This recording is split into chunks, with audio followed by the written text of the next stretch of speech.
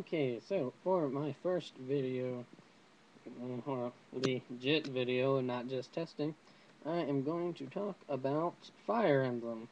So as you can see, I have all sorts of Fire Emblem games, as I now have a Skype message too. However, I'm only going to be talking about one game, and that is going to be Thracia Nana Nana Rok. So, or in English, Thracia 776. So, let me put this down, and let's go away. Hey, yeah, okay.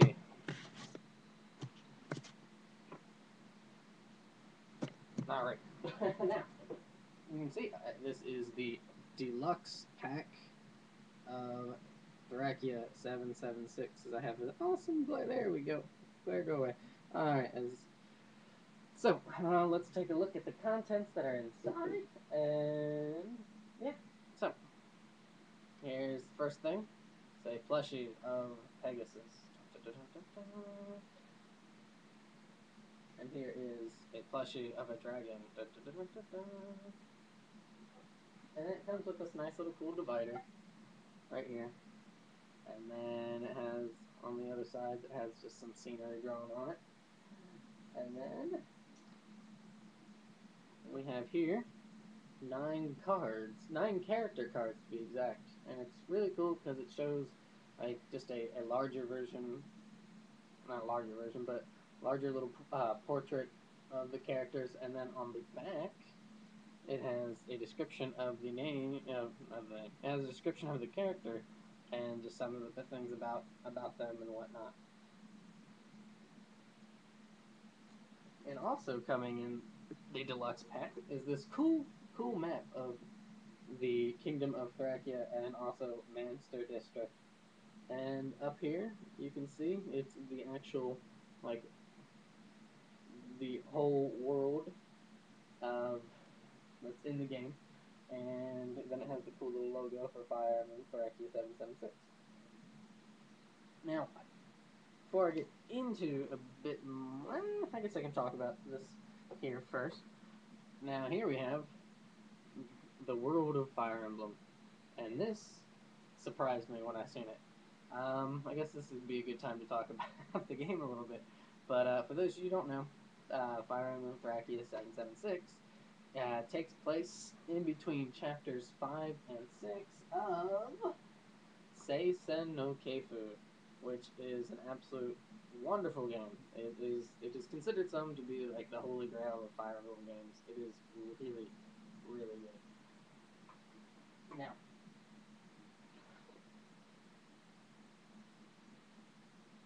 as I've totally lost what I was saying, but yeah, really good game. And actually, a lot of the characters from that game are in Thracia 776. Just kind of seen that, but it's really good. It uses some of the same like skill sets as in the game, and by that I mean in some of the later games. For example, in the GameCube version and in the Wii version, they have skill sets that you can like earn for your characters, and they become ultra sweet with these different kind of skill sets that they can learn. Um, Same kind of thing. They learn skill sets and they become quite badass. Now, excuse me. The game also introduced a few things. Thracia 776 introduced the Fog of War into the Fire Emblem series. So if you hate Fog of War, place the blame on the on Thracia 776 because that's where it started. Now it also had introduced a couple other things. One being the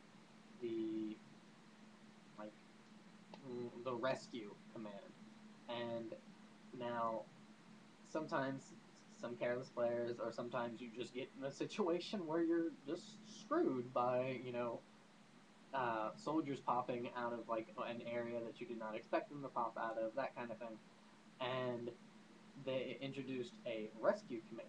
And the rescue command, you can take, like not paladins, but Pegasus Knights. Oh, you can paladins too, but Yeah, I was thinking Pegasus Knights. So Pegasus Knights, like social knights, um, anybody with a really high like carry bar, if you will, they could pick up a friendly unit and get them out of harm's way, or at least take a bit of the hits and protect that unit. Now, so they all introduced that, but they also introduced something which I think is really cool, which was the capture command. And instead of friendly units, ah, units, you would pick up enemy combatants, and when you pick them up, you would take all their stuff and then release them. And this is, of course, after you beat an enemy unit, and if your unit is able to do such a thing.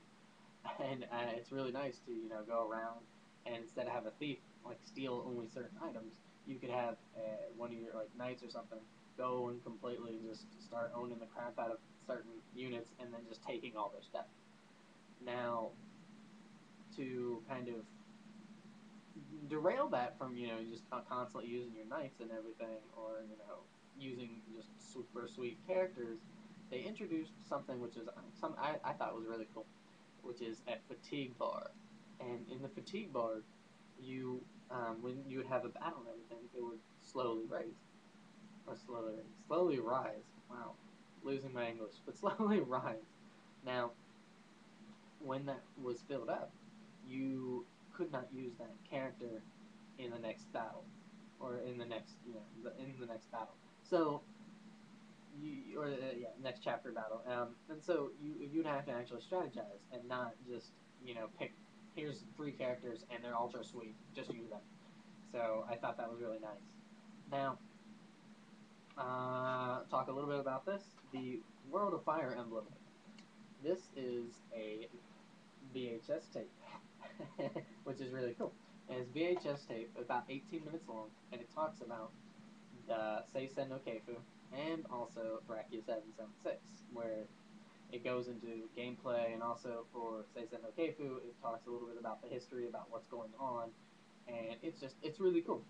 It's a VHS tape. I mean, the game came out in 1999, like September, early September, late August, and it's just it's one of those things that's really really nice. Now, for last little bit, talk about the game itself. Now, when I first opened this package and everything, I was really really excited. However, I saw this and nearly my heart sank. My heart sank when I first seen this because I had absolutely no idea what the hell it was.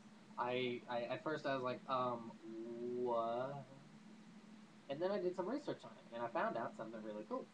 It is, as I pull out, this. That's right. What this is a Nintendo Power cartridge.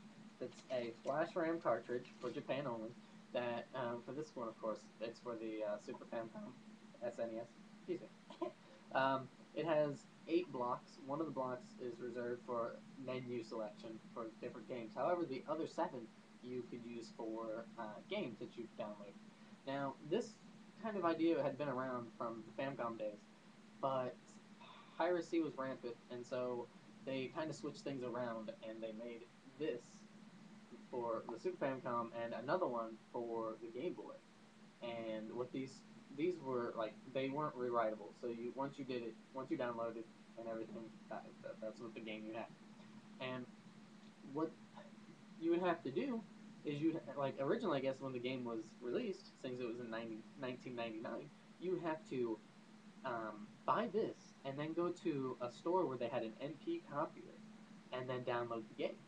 And when you download the game or any of the games, you'd actually get a printed copy of the booklet, which is always really nice. Now, since I'm running out of time, I'll continue this, but I'll go into a little bit more description into this, and we'll see what happens from there. So, all right, and watch part 2. All right, and thanks for watching, of course.